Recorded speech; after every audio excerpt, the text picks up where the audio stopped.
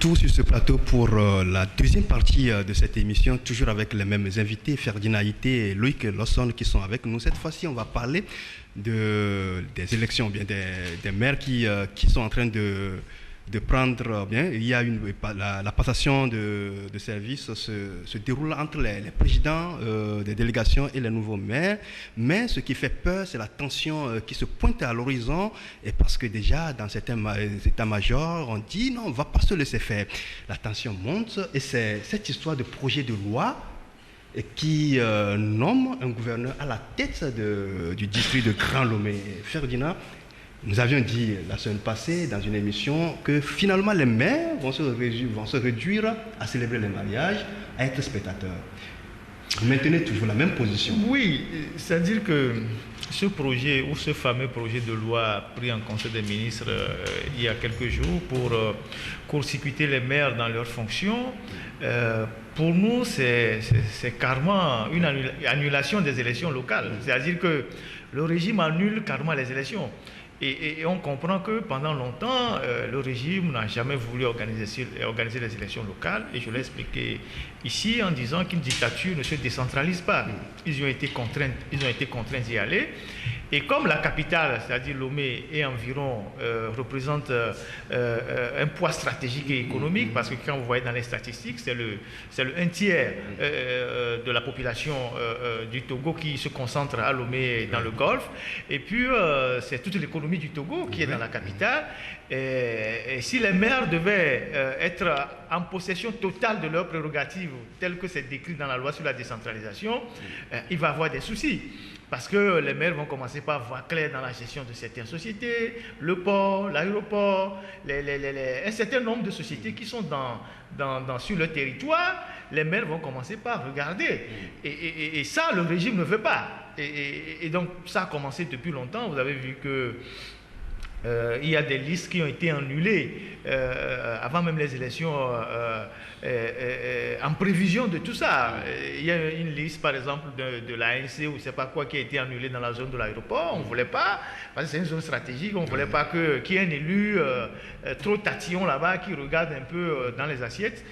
Et donc, grosso modo, le régime, en prenant ce projet, ce décret en Conseil des ministres, annule en fait les élections municipales dans la commune de Lomé ou bien dans le Golfe et à Guenivé. Maintenant, il faut voir parce que les maires sont en train de prendre fonction et ça va être une bataille hardie avec l'exécutif. Et j'ai entendu un nouveau maire qui a dit qu'il faut que les maires soient jaloux de leurs prérogatives. Ça va être peut-être tendu. Et bon, voilà, c'est la vie politique. On verra bien. Mais quelque part, ne faut-il pas donner raison à l'État, au gouvernement, parce que dans les motifs de cette modification, on dit les infrastructures que regorge Lomé, leurs compétences ou bien leurs fonctionnalités dépassent les compétences des maires parce que ça nécessite beaucoup de financement que les communes ne peuvent pas, elles seront incapables. Non, je crois que, vous savez, j'ai personnellement essayé de comprendre, de poser des questions, surtout hors du pays pour comprendre comment ça fonctionne. Je crois qu'il y a un problème de déficit de confiance dû au fait que la gouvernance à la base a été toujours contestée. La création du district de Lomé, en soi, quand tu demandes aux spécialistes, ce n'est pas mauvais. Ce qui est mauvais par contre, c'est le fait que le gouverneur soit nommé. Parce que quelqu'un qui a été élu ne va pas être subalterne à quelqu'un qui a été nommé. C'est-à-dire dans le monde entier, ça n'existe pas. Ça, c'est la première anomalie. Donc le gouverneur devait être élu. À mon avis, le gouvernement, en prenant cette décision, devrait dire, bon, le gouverneur sera élu parmi les conseillers municipaux du Grand Lomé. Donc les conseillers municipaux selon les communes, je ne sais plus, on a combien de communes à Lomé, 13 communes. Alors on peut dire, on prend deux conseillers par commune qui vont voter leur gouverneur. Et maintenant, le gouverneur, en réalité, voté n'est pas forcément, selon toujours ce que j'ai appris, n'est pas forcément au-dessus des maires de ces communes. C'est juste que quoi? Vous savez, le gouvernement a parlé des projets, de certains grands projets d'envergure. Alors, aujourd'hui, on parle de Golfe 1, Golfe 2, Golfe 3. Je donne juste l'exemple pour que les auditeurs comprennent. Si tout de suite, la commune du Golfe 4, où Jean-Pierre Fabre est, il veut faire un assainissement, tu es d'accord que Lomé est 1. Et s'il doit faire un assainissement, la commune qui est à côté de lui en même temps doit participer à cet assainissement, parce que si c'est pour créer, faire une route, on ne va pas faire la route jusqu'à ça s'arrête à cette commune. Alors c'est pour ça, les maires entre eux s'entendent, ils prennent un gouverneur pour dire, bon, pour certains projets de grande envergure, on s'entend pour voir comment les exécuter, quel est le budget. Parce que Lomé ne s'arrête pas, par exemple, là où nous sommes ici à Baie, Lomé ne s'arrête pas à Baie, parce que ce qui se passe, c'est que quand il y a, je sais pas, des travaux du genre, comme on dit souvent, assainissement, il faut que Lomé qui est tout le temps inondé, que quand on va faire, par exemple, un échangeur avec des ponts et tout ça, il faudrait que les autres communes s'entendent, parce que le travail, c'est des grands travaux. Ça, c'est une des choses que j'ai pu comprendre qui fait que l'argument ou bien la décision de Crédit District n'est pas mauvaise en soi. Secondo, tu as vu, Lomé a été pratiquement morcelé en communes, en golfe, golfe 1, golfe 2, machin, tout ça. Alors, quand on s'arrête à ça, en réalité, Lomé n'existe plus. C'est-à-dire, on ne parlera plus en termes de ville, de la ville de Lomé. La ville de Lomé s'en va. C'est que je dis, il faut que les téléspectateurs comprennent. C'est-à-dire, Lomé existait en soi comme une grande entité. La grande entité a été morcelée par commune. Golfe 1, Golfe 2, je ne sais pas, jusqu'à 13. Chaque maire dans son territoire en patron. Alors, quand tu viens, tu prends un avion, tu veux tout là, en réalité, on ne parlera plus de Lomé. On parlera je vais dans. C'est pour ça, ailleurs, quand c'est comme ça, on a morcelé la ville. Maintenant, on la chapeaute avec un gouverneur qui, lui, fait en sorte que Lomé, le grand Lomé, existe. C'est-à-dire, le grand Lomé doit continuer par exister. On ne doit pas dire que le grand Lomé n'existe plus à cause des élections locales. Ça, c'est aussi l'autre argument. Mais ce que j'ai dit, le défaut de ce que le gouvernement a fait, c'est que on dit le gouverneur sera Lomé, et de ce quoi il y a une trentaine, je ne sais pas, de personnalités que le chef de l'État ou une vingtaine va aussi nommer. Alors, ça veut dire que quoi? On crée un rapport de force avec des élus et des gens nommés, et ça va créer quoi? Un désordre, une salade totale. Parce que ce n'est pas possible qu'on dise que quelqu'un qui est nommé est en dessous de quelqu'un qui est élu. C'est pour cela, dès le départ, personnellement, et nous au Flambeau, les démocrates, on n'était pas d'accord pour la méthode de morceler une ville comme Lomé. Vous voyez comment elle a été morcelée? Ailleurs, les villes de l'intérieur n'ont pas été morcelées comme ça.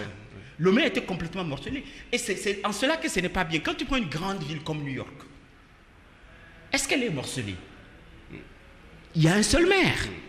Il y a un seul maire et qui chapeaute tout New York. Ça, c'est des grandes villes. Donc, mais je ne comprends pas que nous, Lomé, qui est d'ailleurs une petite ville, on est combien d'habitants, je ne sais plus, à peine peut-être 1 million, 2 millions ou 3 millions maxi, et que c'est nous, c'est toute la ville a été morcelée complètement. Aujourd'hui, ça crée un problème de compétences, de territoire. L'autre problème que ça pose également, c'est le problème de la constitutionnalité. Il y a des gens qui évoquent l'article 141. Et je vous lis l'article là et on va commenter. On dit la République togolaise est organisée en collectivités territoriales sur la base du principe de décentralisation dans le respect de l'unité nationale. Ces collectivités territoriales sont les communes, les préfectures et les régions. Toute autre collectivité territoriale est créée par la loi. Les collectivités territoriales s'administrent librement par des conseils élus au suffrage universel dans les conditions prévues par la loi. Et dans la Constitution, les gens pensent qu'on n'a pas parlé, la Constitution n'a pas prévu la création d'un district de Grand Lomé, Ferdinand. Mais quand on suit l'alinéa 3, on dit toute autre collectivité territoriale est créée par la loi. Mais est-ce qu'il y a du flou? RPT fabrique tout ce qu'il arrange. C'est pas, eux, ils s'en foutent des tests, c'est pas leur problème. Eux, on veut avoir une emprise sur la ville de Lomé, lui qui vient de le dire. On va chercher des gens qui n'ont pas été élus pour faire ombrage à des gens qui ont été élus. On les met tous dans un panier et puis bon, ils peuvent se bagarrer, c'est pas leur souci.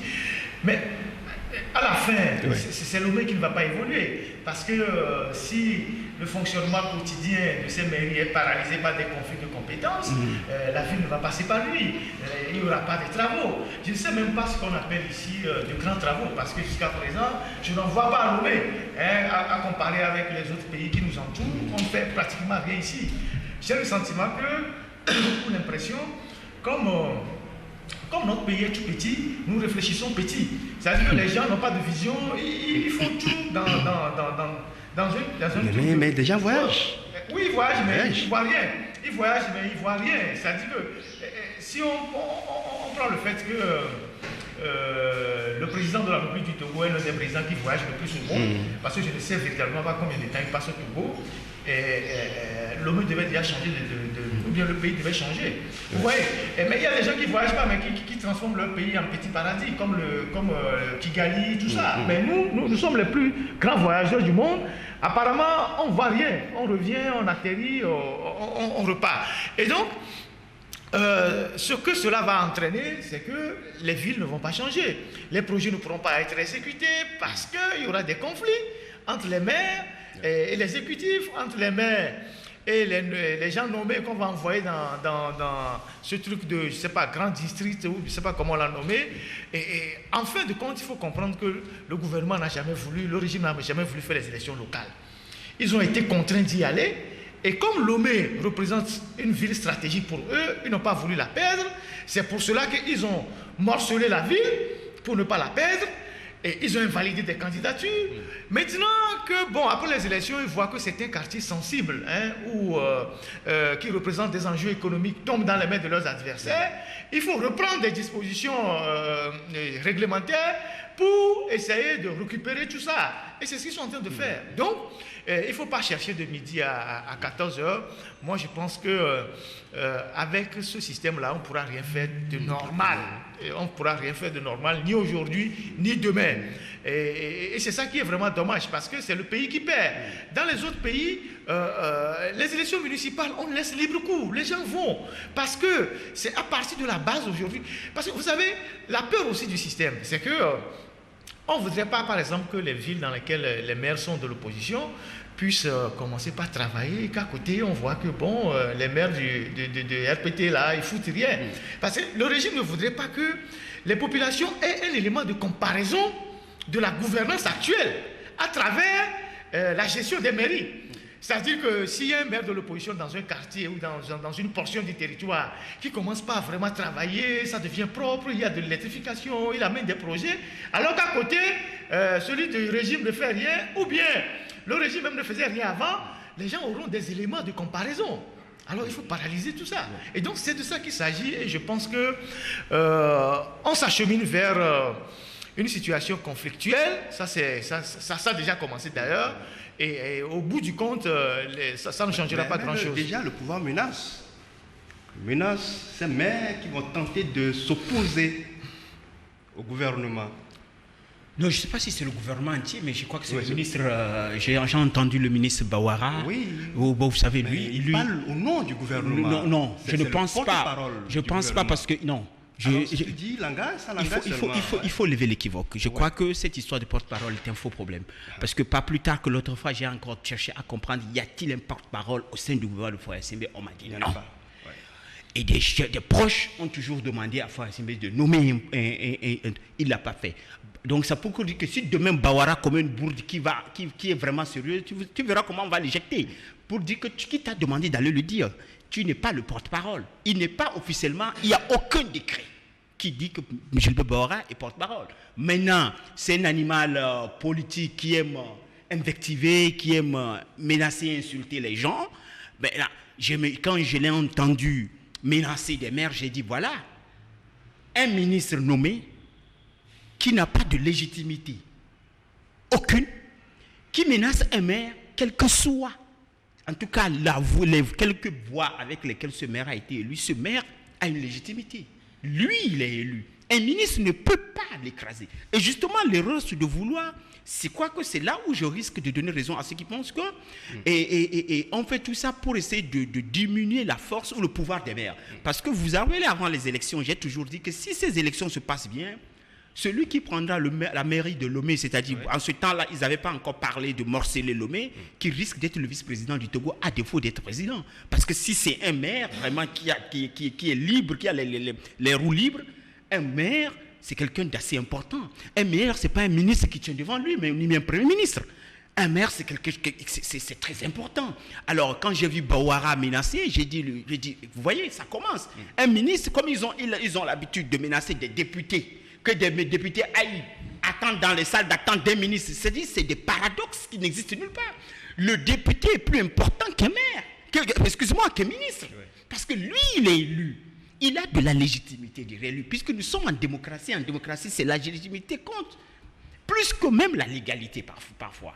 Donc, mais j'ai vu Maura menacer que c'est les maires qui vont s'opposer. J'ai dit, au nom de quoi lui il le dit? Quel pouvoir il a? Si tout de suite, demain matin, Foye Simbe peut dire, tu n'es plus ministre. C'est-à-dire, à la seconde près, il ne l'est plus. Il devient un citoyen lambda comme toi et moi. Mais le maire, il y a la loi dit qu'ils sont élus pour 6 ans, je crois. 6 ans. Donc ça veut dire qu'ils ont un mandat de la population. Bora n'a aucun mandat de la population. Mais finalement, Ferdinand, que faire? L'opposition doit, les maires de ces communes, de cette préfecture, doivent continuer ou bien démissionner. Quelle est la solution? Non, mais ils n'ont qu'à continuer. Démissionner, ça n'a pas de sens.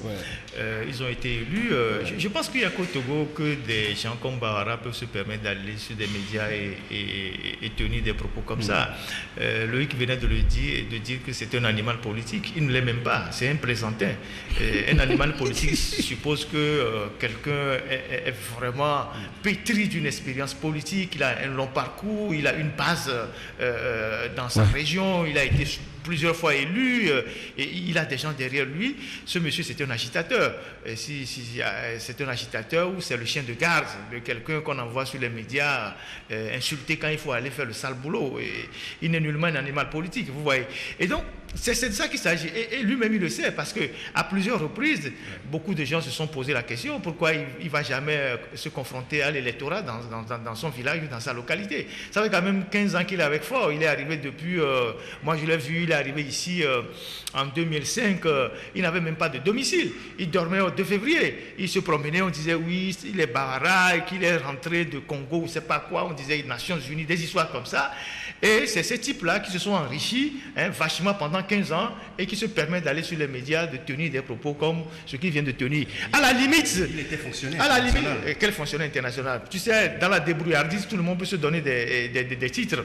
À la limite, tu sais, c'est parce que le Togo est ce qu'il est que des gens comme ça se permettent de tenir ce genre de langage. La politique, c'est aussi parfois l'éducation, le gentleman. C'est-à-dire qu'il faut montrer quand même que même en faisant la politique, on n'était pas d'accord avec les idées des autres. On a quand même une bonne éducation. On montre quand même à l'opinion qu'on est quelqu'un qui porte des valeurs. On ne se met pas à insulter les gens, à dire tout n'importe quoi sur les gens, comme si on est plus, on a plus le titre foncier du Togo que les autres, qu'on peut se permettre de menacer les gens. Voilà, c'est ça qu'il ne faut pas supporter, il ne faut pas accepter, c'est intolérable. Maintenant, les maires, ils n'ont pas besoin de démissionner. Il faut qu'ils travaillent parce qu'ils ont été investis par les populations. Il faut travailler, même si c'est difficile. La quête de la liberté, c'est une entreprise de tous les jours. Mais s'ils démissionnent, ils vont céder la place à leurs adversaires qui vont faire n'importe quoi. Maintenant, nous aurons des éléments de comparaison, même si la gouvernance sera difficile, entre la gestion de ceux qui viennent de prendre les mairies, qui viennent de l'opposition, et les gens qui sont dans le système et qui sont aux affaires depuis 50 ans. Un mot sur ce sujet-là? Non, bon, je crois qu'on a dit l'essentiel, et que les maires puissent travailler. Démissionner n'est pas la solution. Et surtout, moi, je dirais encore que, et par rapport toujours à cette histoire de gouverneur et tout ça, et ce n'est pas encore totalement cuit. On peut continuer par des discussions qu'on sort et autres amener le gouvernement à dire la meilleure des choses, c'est que le gouverneur puisse être élu. Oui, et surtout pour les maires de l'opposition, c'est une expérience dans la gestion des affaires. Oui, ils ont à apprendre parce que, bon, je ne sais pas combien d'années dans l'opposition, 30 ans, et sans jamais toucher au dossier de l'État, ça pas comment c'est l'occasion. Il faut aller apprendre un peu, c'est très important et ça va les amener à mieux cerner la gestion d'un pays. Et c'est ce qui va nous conduire à la troisième partie de cette émission, mais on va marquer une pause.